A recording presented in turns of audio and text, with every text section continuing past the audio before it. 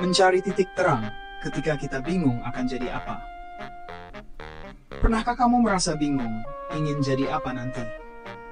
Bertanya dalam hati, apa sih sebenarnya bakatku? Aku cocoknya di bidang apa? Tenang, kamu tidak sendirian. Banyak orang, bahkan yang sudah dewasa sekalipun, masih mencari jawaban dari pertanyaan itu. Dalam sudut pandang agama, terutama Islam, kita percaya bahwa setiap manusia diciptakan dengan keunikan dan potensi. Allah berfirman dalam surah Asy-Syams, "Dan jiwa serta penyempurnaannya, maka Allah mengilhamkan kepadanya jalan kefasikan dan ketakwaannya." Itu artinya kita masing-masing telah diberi ilham, kecenderungan, potensi. Tapi tugas kita adalah menemukannya dan mengembangkannya. Namun realitanya tidak semudah itu. Ada yang sejak kecil sudah tahu apa cita-citanya. Tapi lebih banyak yang justru bingung. Bahkan sampai usia 20-an, 30-an, masih mencari. Kenapa bisa begitu? Dalam ilmu psikologi perkembangan, kita belajar bahwa bakat tidak selalu langsung terlihat. Kadang ia muncul lewat proses coba-coba, pengalaman, bahkan kegagalan. Dan yang lebih penting, lingkungan sangat berperan besar.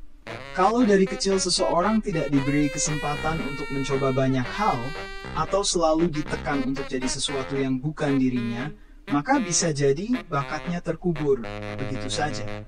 Contohnya sederhana. Bayangkan seorang anak yang sejak kecil suka menggambar. Tapi orang tuanya bilang, "Ngapain gambar-gambar terus? Nggak ada masa depan." Akhirnya si anak dipaksa masuk jurusan akuntansi. Nilainya biasa saja, lulus tapi tidak bahagia. Padahal, kalau lingkungan mendukung, siapa tahu ia bisa jadi ilustrator hebat atau desainer sukses. Maka, bagaimana solusinya? 1. Kenali diri lewat pengalaman. Jangan takut mencoba hal baru. Kadang kita menemukan kita yang sejati bukan lewat renungan, tapi lewat aktivitas nyata. Kerja part-time, ikut komunitas, jadi relawan, semua itu bisa membuka mata dan hati. 2. Dengarkan suara hati.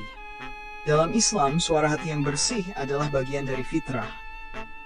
Kadang kita tahu apa yang kita sukai, tapi kita takut mengakuinya karena takut dinilai orang lain. 3. Refleksi, muhasabah, dan doa.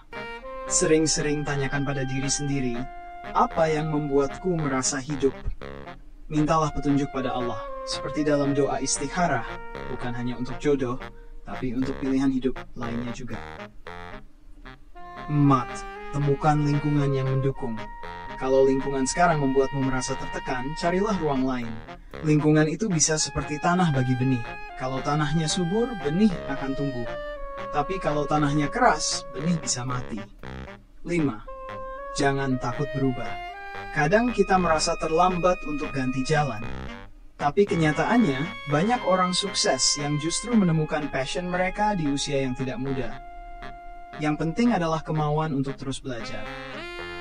Ingat, mengenali bakat dan menentukan jalan hidup bukan perlombaan. Setiap orang punya waktunya sendiri. Yang penting, jangan berhenti mencari. Jangan takut mencoba, dan jangan lelah memohon petunjuk dari Sang Pencipta. Karena dalam perjalanan itu, kita tidak hanya menemukan profesi, tapi juga makna hidup yang sesungguhnya.